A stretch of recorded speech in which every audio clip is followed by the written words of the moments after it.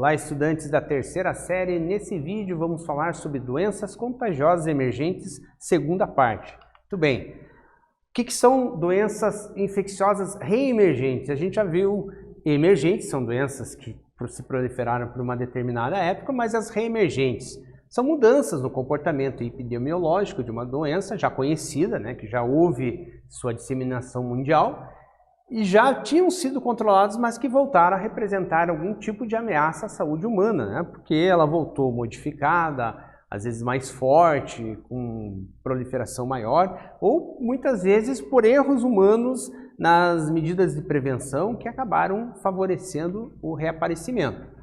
O reaparecimento de uma doença já extinta em um país pode atingir todo um continente em poucas semanas. Isso daí é bastante sério, daí já é caracterizado como pandemia, porque ela já saiu do controle de um país e já está atingindo outros continentes, com determinação da Organização Mundial de Saúde para se caracterizar como pandemia.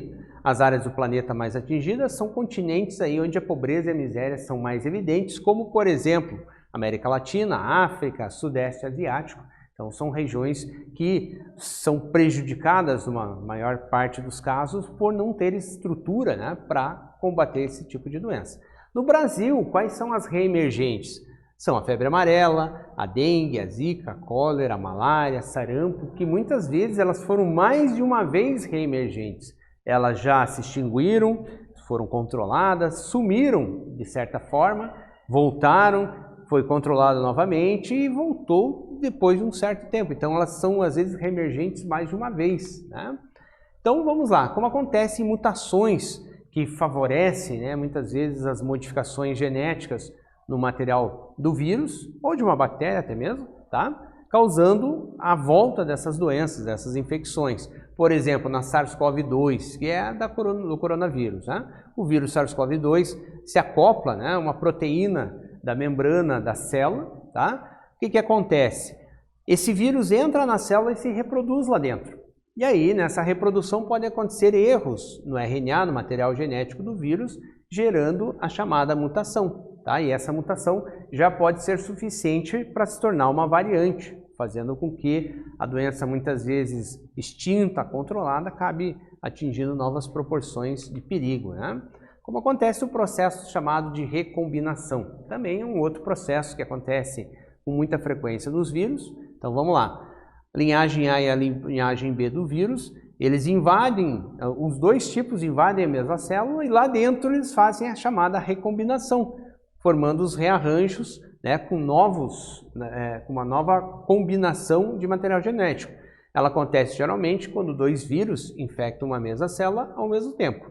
Pode haver pareamento, troca de pedaço ou mesmo rearranjo no material genético, tornando ali justamente um vírus diferente em função disso aqui. Por exemplo, o vírus da gripe, né, da influenza, é um mestre no rearranjo, né, todo ano novas vacinas são tomadas em função disso, né, porque eles possuem 8 segmentos RNA e cada um carregando um ou alguns genes. Então, o que nós temos aqui? Pegamos ali o vírus influenza humano, o vírus influenza aviário, tá? Célula suína, e com isso a recombinação dele lá dentro da célula, formando ali as variantes, né? Misturas possíveis com esses materiais recombinados, formando ali como foi ali a história do vírus da gripe suína, que também foi uma pandemia bastante perigosa, né? Ela já foi controlada, logicamente, mas continua tendo seu perigo hoje, caso ela se torne reemergente. Mas a biotecnologia também trabalha aí no sentido de ajudar a detectar infecções,